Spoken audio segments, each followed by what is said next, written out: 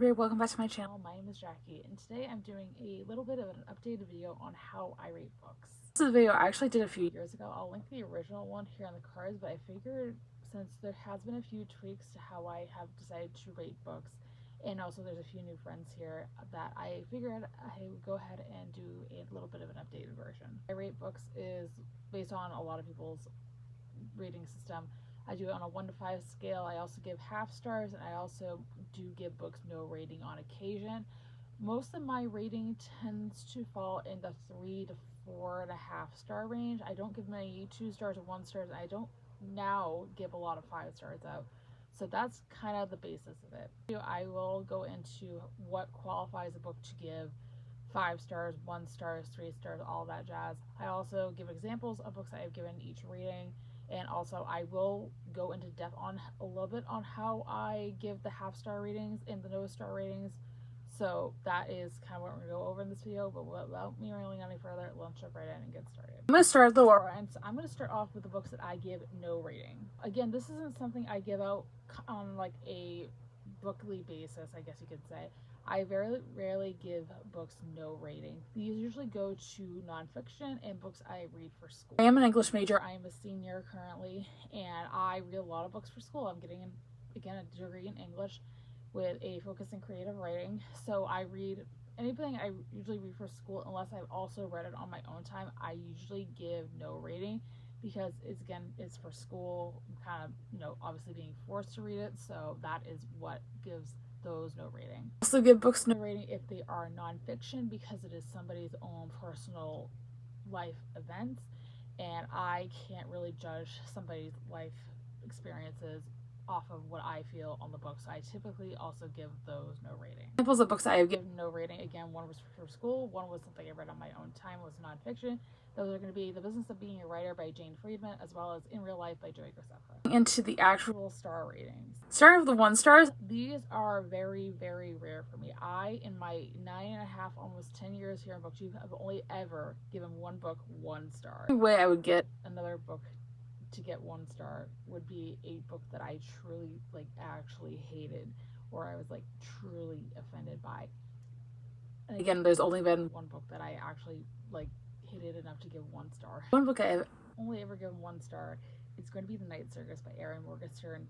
I truly hated it. It is the worst book I've ever read, and I know that's a really unpopular opinion here on BookTube, but I truly did not like it, and that's why I got a 1. I've never given out a 1.5 star in my time on BookTube, so I don't have anything to qualify this, but if I was to give one out, again, it would have to be a book that I truly didn't hate, but I liked less than what I would give a 2 star, but there was something still that I liked somewhat about it, so that would be qualified as a 1.5 star. 2-star ratings are, again, still insanely uncommon for me to give out. I, again, don't like giving out anything below a 3, but it all is depending on the story and how I connect with it. Usually 2-star ratings are either due to writing styles or plot. If I don't like the plot but like the characters, then I usually can bump it up to a 3, but if I don't like the plot or the writing style or the characters or a mixture of all 3, then that's what usually gives it a 2. Examples of books that I gave 2-star ratings, these are very unpopular opinions as well, are going to be Illuminate by Jay Kristoff and Amy Kaufman, as well as City of Lost Souls by Cassandra Clare. Moving on to 2.5 star ratings, again, this is usually something that I don't like. There's a few elements that I just didn't vibe with, but there's not enough to give it a full 2, so it ends up being somewhere in the middle of a 2 and a 3, and that is a 2.5 star rating. I gave half star ratings are going to be Heartless by Marissa Maya, as well as 13 Reasons Why by Jay Asher. 3-star ratings are the next one up. Star ratings are the books that I feel like I give out the most ratings to. These are just books I kind of feel just kind of average on. There may be 1 or 2 things I like about it, but there's not enough, again, to give it a 4-star or a 3.5. They're kind of just mid, honestly. Books that got 3 stars from me, for examples, are going to be Jane Eyre by Charlotte Bronte, as well as An Enchantment of Ravens by Margaret Rogerson. 3.5 stars are, again, pretty self-explanatory. They're just kind of right in the middle of a 3 and a 4. Usually, again, I would say 3 to 4 elements of the story, and then there's just something, 1 or 2 things that are holding me back from giving it a 4. It's pretty self-explanatory. Examples of books that got 3.5 stars from me are going to include City of Heavenly Fire, as well as City of Fallen Angels, both by Cassandra Clare. 4-star books are books that I really like. They are overall well written. They are entertaining. They're again, it's just something that's just holding it back from a 4.5 or a 5-star. They're not something I quite love, but I really enjoy enough to want to keep on my shelves long term. The books that I gave 4 stars are going to be Throne of Glass by Sarah J. Maas, as well as The Hunger Games by Suzanne Collins. Moving on to 4.5 stars, we're almost there. I have, again, it's bordering on books that I love. These books really make an impact on me, but there is something that's just slightly holding me back from giving it a full 5. Not that there's anything wrong with the book. Sometimes it's usually a romance aspect that I don't like, but these books are truly ones that I'm on borderline loving. Examples of books that I gave 4.5 stars are going to include Down Among the Sticks and Bones by Shauna Maguire, as well as the book Leaf by Marcus Zuzak. And finally, we are moving on to the 5-star reads. Those are usually my favorite books of all time, like books that made a profound impact on me over the years that I've been on BookTube and even before BookTube. These are books that I truly love. So let's dive into some of those.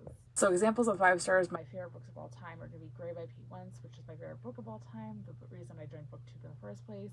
A Court of Thorns and Roses by Sarah J. Maas, which is my favorite book series of all time. We have King of Ash by Sarah J. Maas, the finale to Throne of Glass, and there's just so many more. We'd probably be here all day talking about it if I could. That's gonna be it for today's video, guys. I hope you guys enjoy. If you did, be sure to give a big thumbs up, subscribe if you have not already for future bookish content just like this. I post videos every Monday, Wednesday, and Friday. In the comments down below, how do you guys rate books? What are some of your favorite books of all time? Have you ever given a book 1 star? Anything like that, I would love to hear in the comments down below. As all my social media links are linked down below if you'd like to follow me on any of those. With all being said, hope you guys have a fantastic rest of your day, and I'll see you guys soon for another video. Thanks for watching, everybody. Bye!